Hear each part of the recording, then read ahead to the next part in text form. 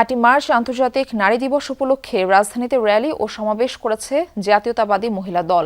দুপুরে নয়াপল্টনে বিএনপির কেন্দ্রীয় কার্যালয়ের সামনে জড়ো হন সংগঠনের বিভিন্ন পর্যায়ের নারী নেত্রী ও কর্মীরা। সংক্ষিপ্ত সমাবেশ শেষে একটি র্যালি বের করা হয়।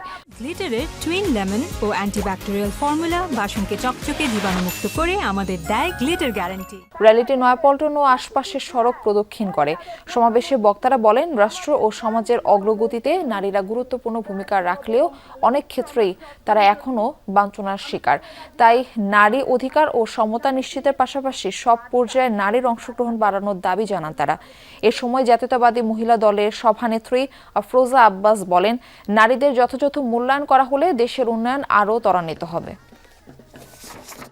আমাদের নারীরা যারা এমপি হওয়ার যোগ্য তারা এমপি হবেন, যারা কমিশনার হওয়ার যোগ্য তারা কমিশনার হবেন, যারা নেতৃত্ব করার যোগ্য তারা নেতৃত্ব দিবেন আগামীতে।